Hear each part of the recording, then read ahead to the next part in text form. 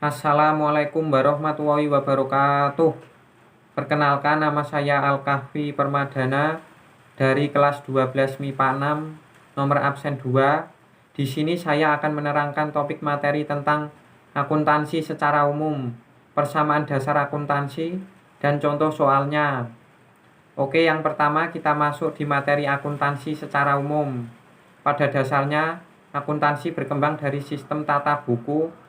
Pertama kali diperkenalkan di Italia oleh Luca Pacioli, dan dia juga menerbitkan buku berjudul Summa de Arithmetica, Geometria, Proportioni et Proportionalita.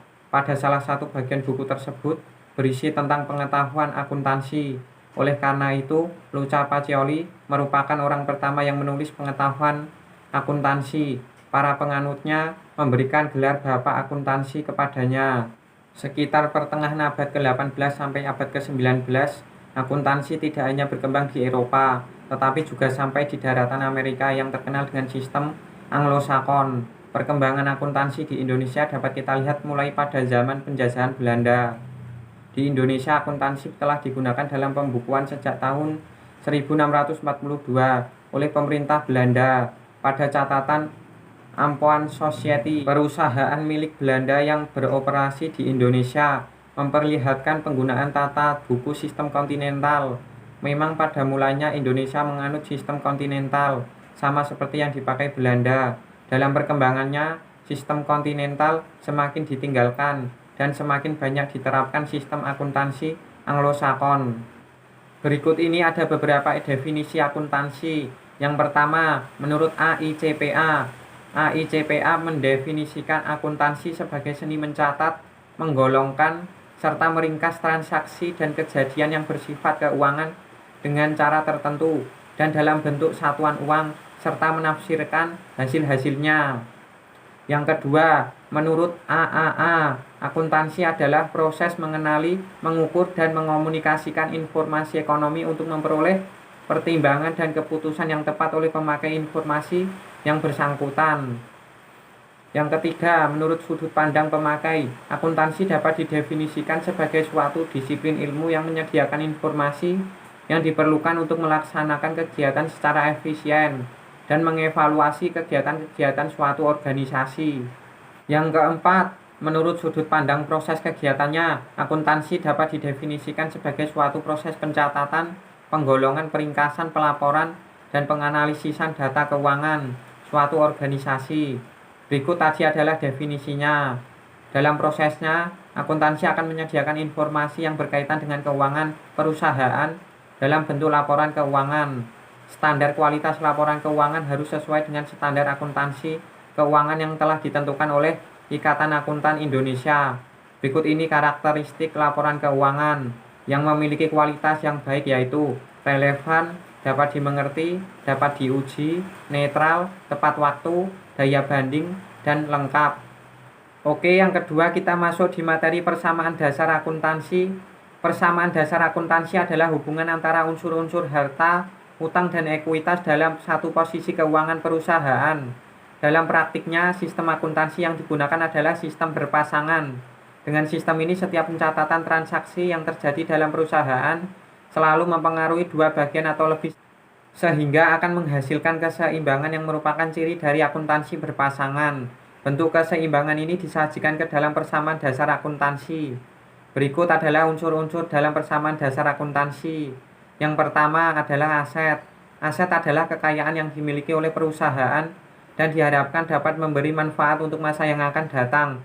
Aset terdiri dari kas, piutang wesel, piutang usaha, perlengkapan, peralatan, dan lain-lain. Yang kedua adalah kewajiban. Kewajiban adalah utang perusahaan yang harus dilunasi atau dibayar kepada pihak ketiga dengan uang atau jasa pada waktu yang ditentukan. Misalnya, utang usaha, utang wesel, dan lain-lain. Yang ketiga adalah ekuitas pemilik. Ekuitas pemilik adalah investasi dari pemilik atau harta pemilik atas kekayaan bersih perusahaan yang bersangkutan. Ekuitas dapat diperoleh dari kekayaan yang dimiliki oleh perusahaan dikurangi dengan utang. Dalam persamaan dasar akuntansi, ekuitas akan bertambah apabila ada investasi atau penanaman ekuitas dan pendapatan dari hasil operasi perusahaan. sedangkan ekuitas akan berkurang apabila ada pengambilan untuk keperluan pribadi atau priv dan beban atau biaya yang dikeluarkan untuk menjalankan kegiatan operasi perusahaan. Sesuai bentuk persamaan dasar akuntansi, hubungan tersebut dinyatakan dalam persamaan dasar sebagai berikut. Aset sama dengan kewajiban ditambah ekuitas. Ekuitas sama dengan aset dikurangi kewajiban. Kewajiban sama dengan aset dikurangi ekuitas. Adapun transaksi-transaksi dalam persamaan dasar akuntansi digolongkan menjadi 5 jenis, yaitu sebagai berikut. Yang pertama, transaksi yang hanya mempengaruhi akun aset, yaitu aset berkurang dan digantikan dengan aset lain, misalnya pembelian perlengkapan tunai. Yang kedua, transaksi yang hanya mempengaruhi kewajiban, yaitu utang berkurang dan digantikan dengan kewajiban lain, misalnya pengalihan utang usaha menjadi utang wesel. Yang ketiga, transaksi yang mempengaruhi kelompok aset dan kewajiban, yaitu terjadinya penambahan atau pengurangan aset yang diikuti penambahan atau pengurangan kewajiban, misalnya pembelian aset secara kredit dan pelunasan utang. Yang ketiga, transaksi yang mempengaruhi kelompok aset dan kewajiban, yaitu terjadinya penambahan atau pengurangan aset yang diikuti penambahan atau pengurangan kewajiban, misalnya pembelian aset secara kredit dan pelunasan utang. Yang keempat, transaksi yang mempengaruhi kelompok aset dan ekuitas, yaitu penambahan atau pengurangan aset diikuti penambahan atau pengurangan ekuitas, misalnya setoran atau pengambilan priv, pemilik dan penerimaan pendapatan usaha. Yang kelima, transaksi yang mempengaruhi kelompok kewajiban dan ekuitas, yaitu penambahan atau pengurangan kewajiban diikuti penambahan atau pengurangan ekuitas, misalnya penetapan pembagian dividen tetapi belum dibayar. Adapun 4 jenis laporan keuangan yang wajib dibuat oleh perusahaan, yaitu sebagai berikut. Yang pertama adalah laporan laba rugi. Laporan laba rugi adalah laporan yang berisi ikhtisar pendapatan dan beban selama periode tertentu. Yang kedua adalah laporan perubahan ekuitas. Laporan perubahan ekuitas adalah laporan yang menyajikan informasi mengenai perubahan ekuitas perusahaan sebagai akibat operasi perusahaan selama satu periode akuntansi. Tujuan pembuatan laporan ini adalah mengetahui perkembangan usaha khususnya tentang permodalan. Yang ketiga adalah neraca. Neraca adalah laporan keuangan yang disusun secara sistematik yang menunjukkan posisi aset, utang, dan ekuitas suatu perusahaan dalam suatu periode akuntansi. Yang keempat adalah laporan arus kas. Laporan arus kas adalah penerimaan pengeluaran kas dari sebuah kesatuan usaha untuk suatu periode tertentu.